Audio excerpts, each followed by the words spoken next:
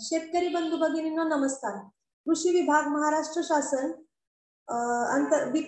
अंतर्गत विकेल ते पिकेल अभियानाअंतर्गत राबवण्यात येणारी वेबिनार मालिका चर्चा करू शेतीची कास धरू प्रगतीची याच्या आजच्या भागामध्ये मी आपलं सर्वांचं स्वागत करते. आजचा भाग 64 आणि आजचा आपला विषय आहे विदेशी फळपीक पॅशन फ्रूट लागवड तंत्रज्ञान.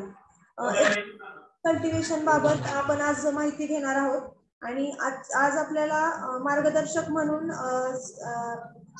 डॉक्टर सतीश जाधव सर आलेले आहेत आणि सर हे हॉर्टिकल्चरिस्ट आहेत.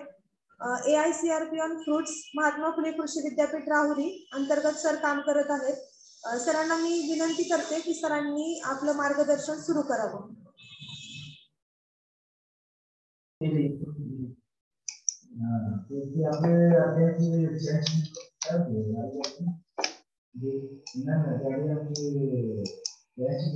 मॅडम स्क्रीन दिसते का? हो दिसते सर. दिसते सर, करा सुरू. बंधूंनो, मी सतीश जाधव अखिल भारतीय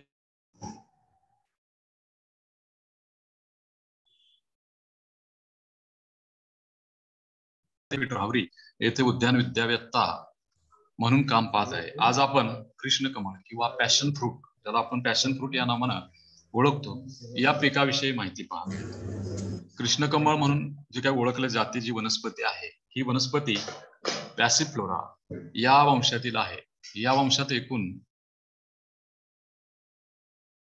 प्रजाती मूळच्या अमेरिकेतील ब्राझील येथील आहेत. परंतु आता की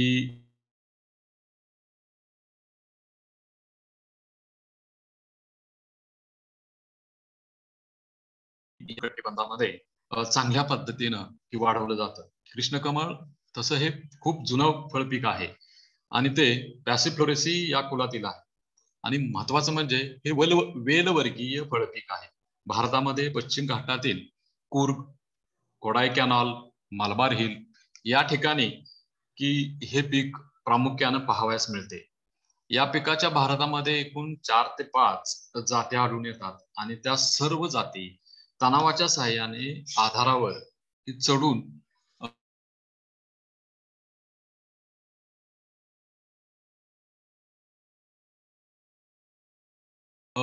या जाती आपण बागेतील मांडवावर, कमानीवर किंवा बांगल्याच्या छतावर चढवतो. तर काही भागामध्ये ही मांडवावर या जाती वाढवून की त्याची शेती सुद्धा व्यापक पद्धतीने केली जाते. कृष्णकमळ या वेलीची पाने अतिशय साधी, त्यानंतर बहुधा ते हस्तांकृती खंडित असे असतात. ते एकांतरित म्हणजे एक आड एक अशा पद्धतीनं की वेलीवर दिसून येतात. तणावे हे पानाच्या बगलेमध्ये प्रामुख्यानं की आपल्याला आढळून येतात व त्यांच्या सहाय्याने ही वेल आधार घेऊन आधारावर चढत असते. फुले आकर्षक, मोठी, द्विलिंगी आणि नियमित असतात. जाती परत्वे फुले सुगंधी, तसेच जांभळी, पांढरी, पिवळी, लाल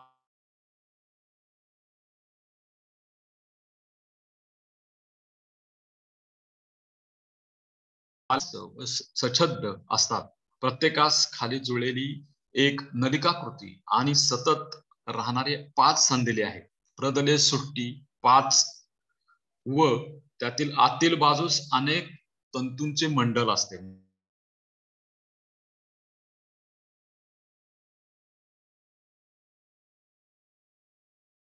वर येतो आणि त्यावर किंजमंडल असते. परागकोश, विलोळ, किंजपुट, ऊर्ध्वस्त व किंजले दले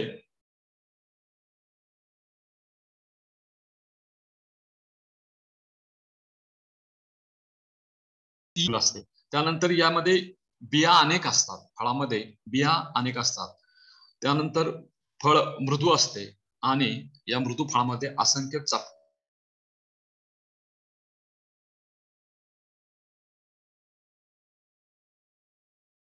आवरणयुक्त जे बल्बमध्ये ही गोलाकार किंवा लंबगोल अशा पद्धतीचे असतात आणि ही खाण्यासारखी फळे असतात. कृष्णकमळ या फुला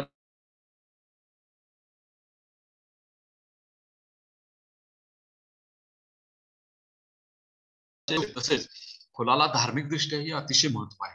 हिंदू वैदिक धर्मामध्ये तसेच ख्रिश्चन धर्मात या फुलाला अनन्यसाधारण असे महत्व आहे.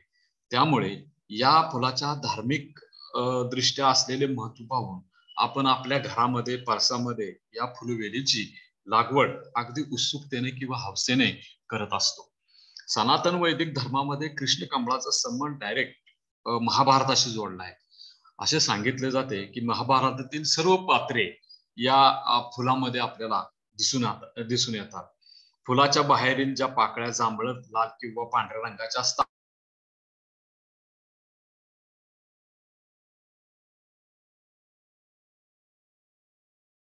वर 5 काळ्या ज्या आढळतात त्यांना पांडव असेही म्हणतात. त्यासोबत वर आणखी 3 पाकळ्या असतात ज्यामध्ये ब्रह्मा, विष्णू, महेश यांचे प्रतीक आहे आणि जे मध्यभागी आहे त्याला कृष्ण रूप मानले जाते. म्हणून तसेच या फुलाचा रंग जांभळा असतो, त्यामुळे त्याला कृष्ण कमळ असं नाव दिले गेले आहे. काही ठिकाणी की राखी सारखे हे फूल दिसत असल्यामुळे त्याला राखी फूल असेही म्हटलं जातं. पॅशन फ्रूटची व्यापारी लागवड भारतामध्ये हिमाचल प्रदेशामध्ये आढळून येते, तर काही पूर्व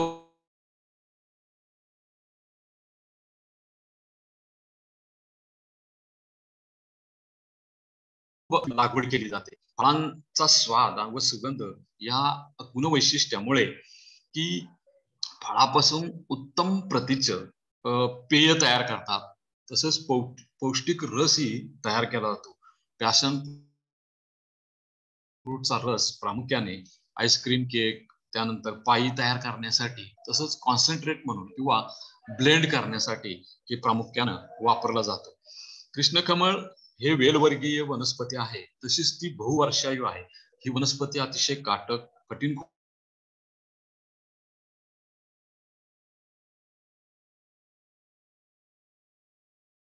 उत्तर-पूर्व भारतामध्ये पॅशन फ्रूटची हिरवी पाने भाजीसाठी वापरतात, तर कोवळी पाने मध्ये औषधी गुणधर्म असतो आणि ते औषध म्हणून काही ठिकाणी वापरतात.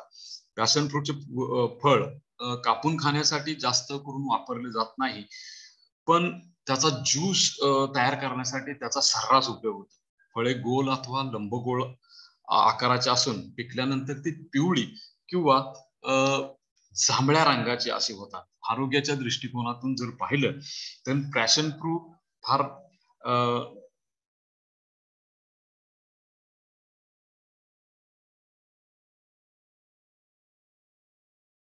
रक्तदाब या विकारावर गुणकारी मानले जाते. त्यानंतर क्षेत्र आणि उत्पादनाच्या बाबतीमध्ये जर बघितलं तर पॅशन फ्रूट हे मूळचं दक्षिण अमेरिकेमध्ये असल्यामुळे ते तिथं फार लोकप्रिय आहे आणि जगामध्ये एकूण लागवडीखाली जे क्षेत्र आहे त्या क्षेत्रापासून आपल्याला जवळजवळ 8.52 लाख टन इतके उत्पन्न की दरवर्षी या फळांचं मिळतं. भारतामध्ये खूप मर्यादित क्षेत्र या पॅशन फ्रूट खाली आहे. प्रामुख्याने कर्नाटकामध्ये, केरळ किंवा तामिळनाडू या राज्यामध्ये की हे क्षेत्र पाहावयास मिळते. मागील दशकापासून भारतातील उत्तर विभाग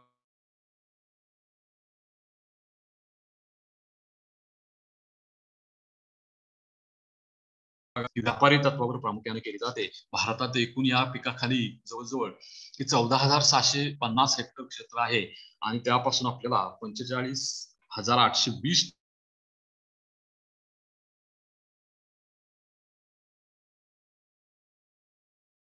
एकूण मिळणाऱ्या फळाच्या उत्पादनापैकी 70% जे उत्पादन आहे हे की मिझोराम आणि नागालँड या राज्यातून की प्रामुख्यानं होतं. भारताची जी पॅशन फ्रूटची उत्पादकता आहे ती फार कमी आहे. ती जवळजवळ 5.02 इतकी टन प्रति हेक्टरी आहे.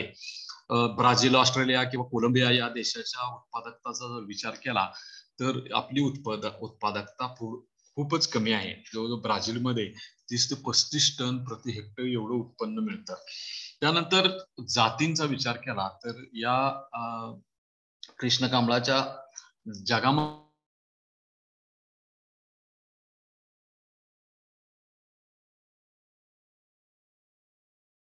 3 जातींची लागवड प्रामुख्याने व्यापारी दृष्टिकोनातून केली जाते.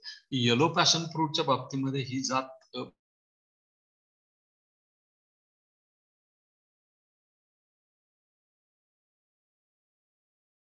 अतिशय संवेदनशील अशा पद्धतीचे आहे.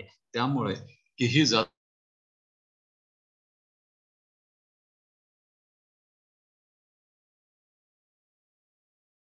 आकाराची म्हणजे जवळजवळ 60 ते 65 ग्रॅम वजनाची फळे लागतात. फळे पिकल्यानंतर धम्मक अशी पिवळी आकर्षक असे दिसतात आणि ही जात रोग आणि किडीला की चांगल्यापैकी प्रतिकारक्षम आहे. दुसरी जी जात आहे ती पर्पल पॅशन फ्रूट. ही उंच डोंगराळ प्रदेशामध्ये जिथं थंड हवामान आहे अशा ठिकाणी चांगलं उत्पन्न देतं. या जातीत 30-35 ग्रॅम वजनाचं फळ लागतं आणि फळ पिकल्यानंतर एकदम गडद असं जांभळ्या रंगाचं होतं. या जातीमध्ये रसाचं प्रमाण जास्त आहे. 30 ते 35% जवळजवळ रसाचं प्रमाण आहे आणि ही जात अतिशय पौष्टिक गुणधर्म आणि सुगंधी असलेली.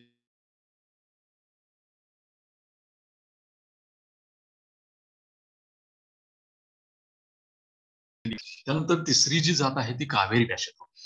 ही कावेरी पॅशन फ्रूट ही संकरित जात आहे. या येलो पॅशन फ्रूट आणि पर्पल पॅशन फ्रूट या दोन जातीचा संकर तयार करून निर्माण झालेली ही जी जात आहे त्याला कावेरी पॅशन फ्रूट असं म्हणतात.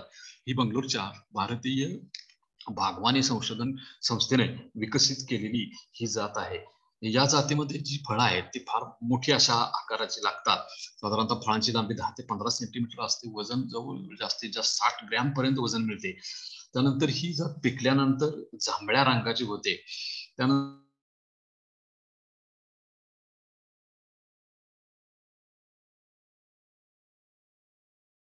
सारखा की जवळजवळ तसाच आहे.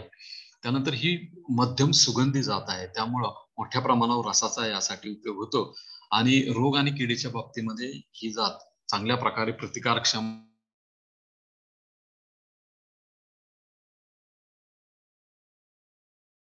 उष्ण आणि समशीतोष्ण कटिबंधातील पीक असल्यामुळं की ज्या ठिकाणी वार्षिक पाऊसमान 100 ते 250 सेंटीमीटर आहे अशा ठिकाणी हे चांगल्या पद्धतीने ते समुद्र सपाटीपासून साधारणतः 800 ते 1500 मीटर उंचीपर्यंत हे चांगल्या पद्धतीने वाढते.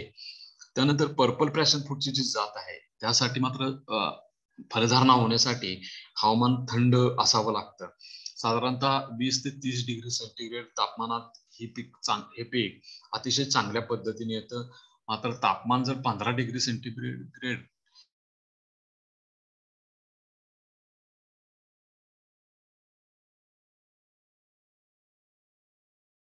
जमिनीच्या बाबतीमध्ये जरी हे सर्व प्रकारच्या जमिनीमध्ये येत असलं तरी मध्यम प्रकारच्या जमिनी या पिकासाठी अतिशय उत्तम असतात. ज्या जमिनीत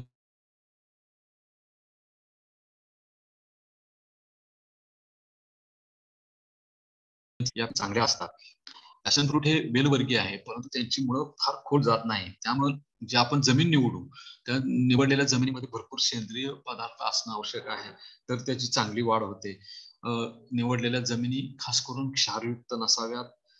त्यानंतर पाण्याचा योग्य निचरा असणाऱ्या जमिनीमध्ये की प्रामुख्याने याची लागवड करावी. अन्यथा जर पाणी साचून राहिलं तर खोडकूज नावाचा रोग की तात्काळ होतो आणि मोठं नुकसान होण्याची संभावना असते. म्हणून की जी जमीन आहे ती योग्य निचऱ्याची असणं की पॅशन फ्रूटच्या बाबतीत गरजेचं असतं. त्यानंतर अभिवृद्धीच्या बाबतीत बोलायचं झालं तर ह्या पिकाची अभिवृद्धी ही सर्व प्रकारे होते. म्हणजे बियांपासून होते, छाट कलमांपासून होते,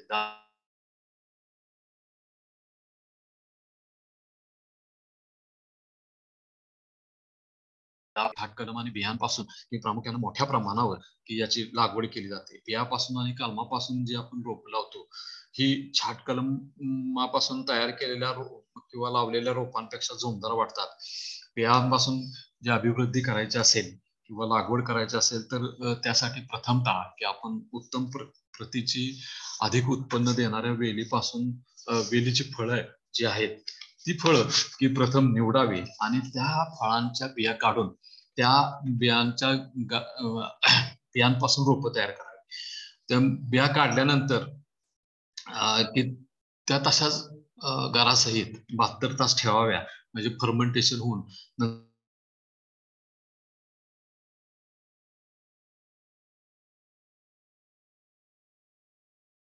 काढलेले बी गादी वाफ्यावर पेरावं.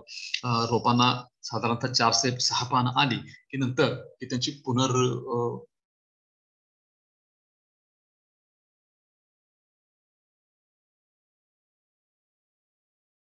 10 बाय 12ची जी प्लास्टिकची पिशवी आहे त्यामध्ये कार्बन पिशव्या भरण्यासाठी की साधारणतः 2:1 या पद्धतीनं माती शेणखत वाळूचं जे मिश्रण करून ते माती मिश्रण आपण तयार केलेलं आहे, त्या मिश्रणानं पिशव्या भरून घ्याव्या आणि नंतर त्यामध्ये की रोप स्थलांतरित करावी. अशा पद्धतीने स्थलांतरित केलेली रोप 3 महिन्यानंतर लागवडीसाठी तयार होतात. दुसरी जी पद्धत आहे की शाकीय पद्धत, ती म्हणजे की आपण छाटे आणि कलमांपासून रोप तयार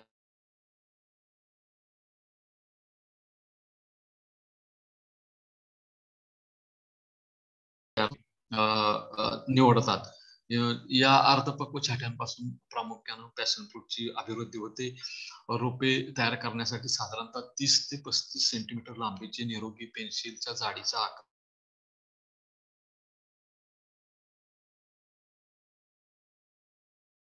की निवडावे. प्रथमतः छाटे कुंडीत फुटतात त्यावेळेला परत ते की जसं आपण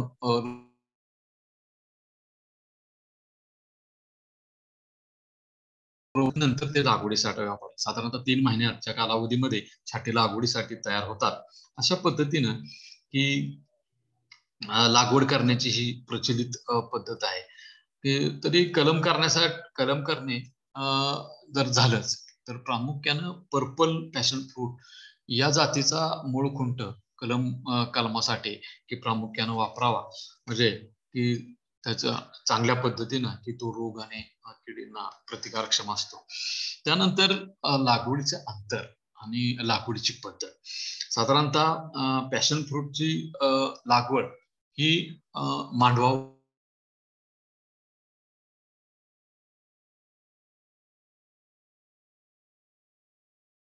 अंतर हे प्रामुख्यानं जातीवर अवलंबून असतं की यासाठी की हे वेलवर्गीय असल्यामुळं त्याची वाढ होण्यासाठी आधारासाठी आपल्याला की मांडव तयार करावा लागतो किंवा या पद्धतीने जसं आपण दोडक्याचे वेल किंवा कारल्याचे वेल चढवतो त्या पद्धतीनं की तारेची अशी ताटी तयार करावी लागते. आणि या पद्धतीनं ताटी पद्धतीनं ज्या वेळेला आपण लागवड करतो त्यावेळेला की लागवडीचे अंतर 3 बाय 2 मीटर असं ठेवावं. तेव्हा यामध्ये हेक्टरी 1666 रोपे लागतात. तर मांडव पद्धतीने की लागवड जर करायची असेल तर 3 बाय 3 वर आपण 3 बाय 3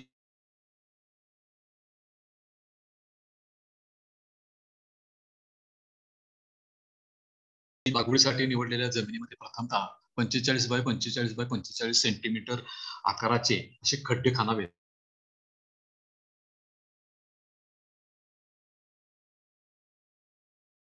चांगलं कुजलेलं वाळलेलं अशा पद्धतीचं मिश्रण तयार करून ते भरून घ्यावेत. आणि भरून झाल्यानंतर मे मध्ये हे काम पूर्ण झाल्यानंतर साधारणतः पावसाळा सुरू झाल्यानंतर जून जुलैमध्ये ही पॅशन फ्रूटची लागवड या तयार केलेल्या खड्ड्यामध्ये करावी.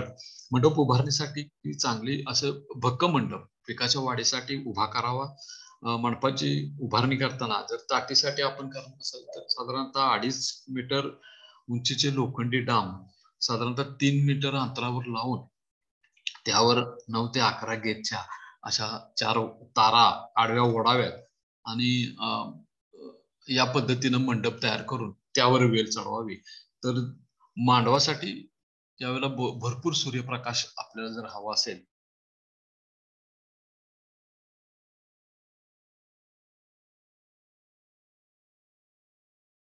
या दिशेला घालावा. जास्तीत जास्त सूर्यप्रकाश मिळून चांगल्या पद्धतीचं उत्पन्न मिळेल.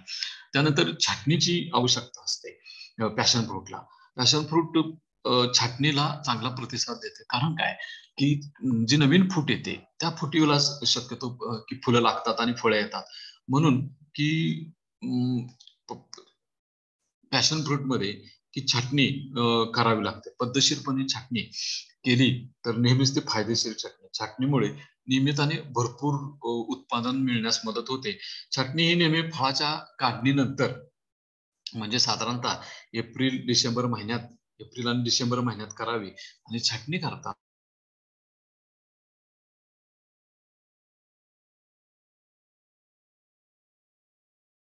प्राथमिक फांद्यावर 4 ते 5 डोळे ठेवून बाकी सर्व भाग छटावा.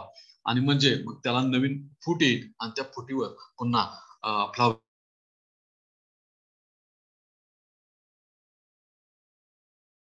नंतर खताच्या बाबतीमध्ये पॅशन फ्रूट साठी की जी खताची मात्रा आहे हे पिकाचं वय आणि उत्पादनाचा काळ असे लक्षात घेऊनच केला जातो. हेक्टरी साधारणतः 150-100-200 किलो नत्रस्फुरत पालश याची मात्रा द्यावी. हे पीक सेंद्रिय खताला अतिशय उत्तम प्रतिसाद देते, म्हणून पहिल्या वर्षी लागवड केली त्यावेळेला 10 किलो शेणखत प्रतिवेल व त्यानंतर दुसऱ्या वर्षापासून पुढे 15 किलो प्रति वेल या पद्धतीनं शेणखत द्यावं. नत्राचा मात्रा देताना मात्र तो 3 वेळा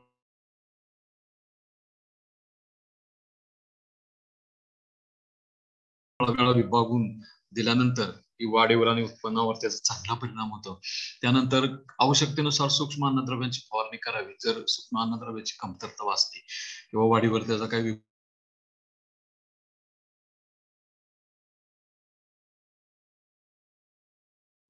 एकदा जमिनीत लावलं की साधारणतः 15 वर्षापर्यंत ते राहू शकतं.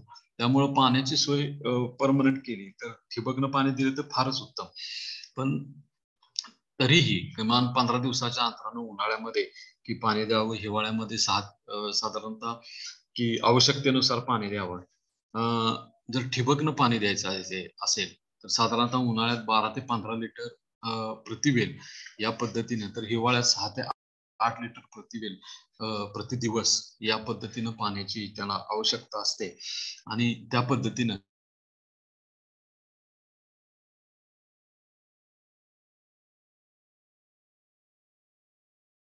या गोष्टी विचारात घेऊनच की पाण्याचं नियोजन करावं. त्यानंतर आंतरमशागतीच्या बाबतीमध्ये की पॅशन फ्रूट हे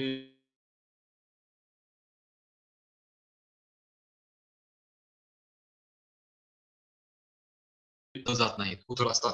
वरच्या थरावर म्हणजे जमिनीच्या 15 सेंटीमीटरच्या पहिल्या थरामध्ये ज्याची मुळं जातात, त्यामुळं की जास्त खोल मशागत करायची गरज नसते. 15 सेंटीमीटर मध्ये मशागत केली तर चालते. त्यासाठी वेळोवेळी खुरपणी करून प्लॉट पूर्णपणे तणमुक्त ठेवावा. आणि पहिले 1 वर्ष की आपण आंतरपीक म्हणून की इतर द्विदल वर्गीय वनस्पतींच्या घेऊ शकतो. त्यानंतर रोग किडीच्या बाबतीमध्ये की विशेष करून जास्त रोग आणि किडी या पिकावर पाहायला मिळत नाही, तरी पण की साधारणतः टिपका, मुळकूज हे 2 रोग आणि फळमाशी, फुलकिडी आणि कोळी यासारख्या किडी प्रामुख्यानं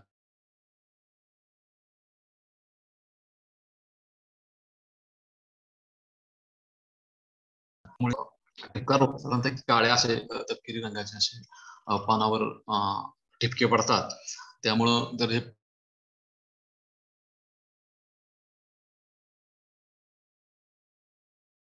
दिसतो आणि त्यामुळं की हा रोग वेळेत नियंत्रण करणं गरजेचं असतंय. फळावर जर आला तर फळाची गुणवत्ता कमी होऊन जाते.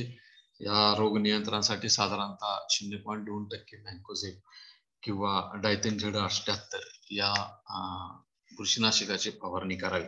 मूळकूज हा रोग मात्र फार नुकसान करणारा असतो, प्रामुख्यानं की ज्या ठिकाणी पाण्याचा योग्य निचरा होत नाही, साठून राहतं, अशा जमिनी जर असल्या तर तिथं मात्र या रोगाचा मोठ्या प्रमाणावर फैलाव होतो. म्हणून प्रथमतःच की जमीन निवडताना पूर्णपणे पाण्याचा निचरा होणारी जमीन निवडा आणि अशा जमीन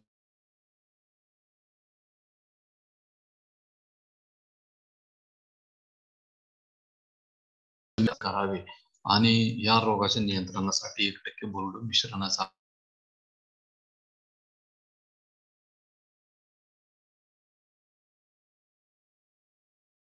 आरतीमध्ये फळमाशी फळांना छिद्र पाडते, त्यामुळं जखमी फळ होतात, अशी फळ कठीण होतात. त्याच्यामध्ये तुमच्या रसाचं प्रमाण हे घटतं, गाराचं प्रमाण घटतं, त्यामुळं फळाची गुणवत्ता निघून जाते. आणि हे कीड दिसतात. साधारणतः किडीच्या नियंत्रणासाठी 0.05% मॅलाथिओनची फवारणी करावी किंवा गंध सापळे वापरावेत. त्यानंतर फुलकिडे ही कोवळी फूट आणि फळावर साधारणतः चरतात आणि बाधित फळांचे बाजारमूल्य एकदम कमी होऊन जातं. ही कीड शक्यतो उन्हाळ्यामध्ये मोठ्या प्रमाणावर दिसते. या किडीचं नियंत्रण सुद्धा 0.05% मॅलाथिओनची फवारणी करून सहज करता येते. त्यानंतर कोळी हा तर कॉमन कीड आहे.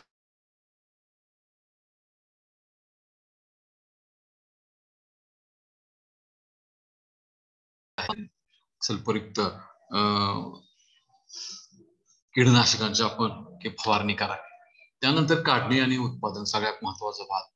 की साधारणतः ही जी पॅशन फ्रूटची जी फळं आहेत ती शेंड्याकडील कोवळ्या फुटीवरच लागतात, कारण नवीन येणाऱ्या फुटीवरच फलधारणा फुलं येतात आणि फलधारणा होते.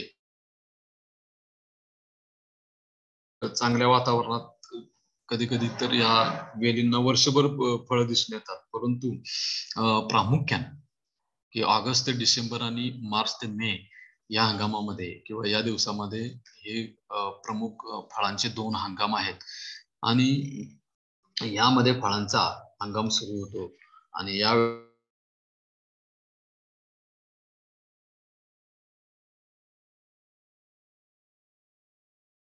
16 ते 18 महिन्यामध्ये हे पीक जोमानं बहरात येतं. फळधारणेपासून फळ काढण्यासाठी साधारणतः 60 ते 70 दिवसाचा कालावधी लागतो.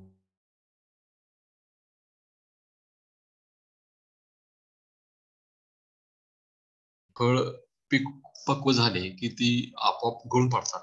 म्हणजे फळांचा हिरव्यापासून रंग असा बदलतो, जातीनुसार जांभळा किंवा पिवळा होतो आणि पक्व झालेली फळं आपोआप गळून पडतात. म्हणून की ज्या वेळेला फळांचा रंग बदलायला सुरुवात झालेली आहे, जांभळट किंवा पिवळसर असा रंग व्हायला लागले, त्यावेळेला त्याची काढणी करावी आणि काढणी केल्यानंतर की साधारणतः प्लॅस्टिकच्या ट्रेमध्ये ते फळं टाकावीत आणि त्यांची वाहतूक करावी. साधारणतः साठवणुकीच्या बाबतीमध्ये तर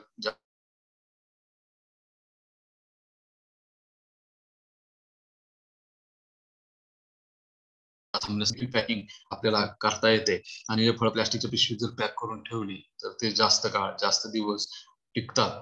अशा पद्धतीने पॅकिंग केलेली फळं बाजारात पाठवावी. या पद्धतीने की साधारणतः की या पॅशन फ्रूट या फळाचं लागवड करून संगोपन केलं जातं. अशा पद्धतीने जर लागवड केली तर नक्कीच तुम्हाला चांगल्या पद्धतीचं उत्पन्न मिळू शकतं. थँक्यू. नमस्ते मॅडम.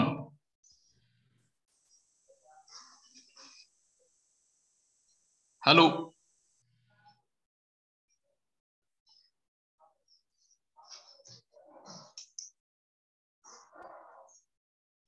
हॅलो.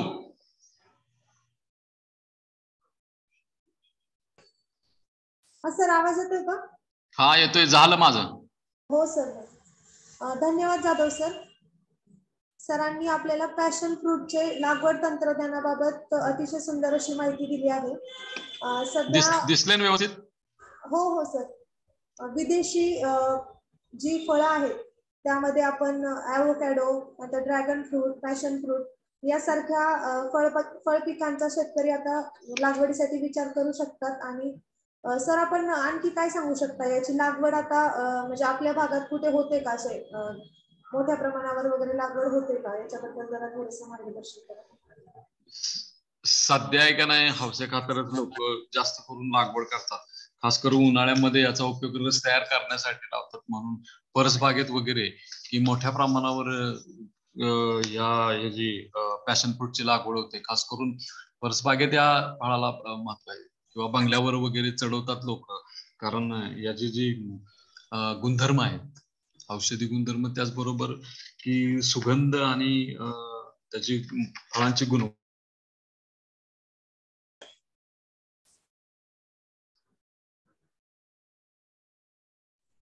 या पद्धतीने वापरतात. मोठ्या प्रमाणावर अलीकडे लागवड की होऊ शकेल. आता शेतकऱ्यांना जसजशी याच्यापासून माहिती होईल, अवेअरनेस वाढेल, तसतशी याची लागवड होईल.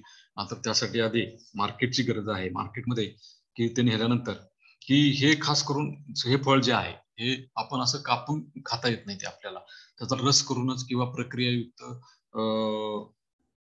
ज्युसेस वगैरे तयार करूनच त्याची मोठ्या प्रमाणावर वापरलं जातं. म्हणून आता त्याची मर्यादित लागवड आहे आणि ती वाढू शकते. वाढण्यासाठी मोठ्या प्रमाणावर ती वाव या पिकाला आहे. धन्यवाद सर. आपण आजच्या वेबिनार मालिकेमध्ये सर्व शेतकरी बांधवांना अतिशय चांगलं मार्गदर्शन केलं. त्याबद्दल कृषी विभागातर्फे मी आपलं आभार मानते.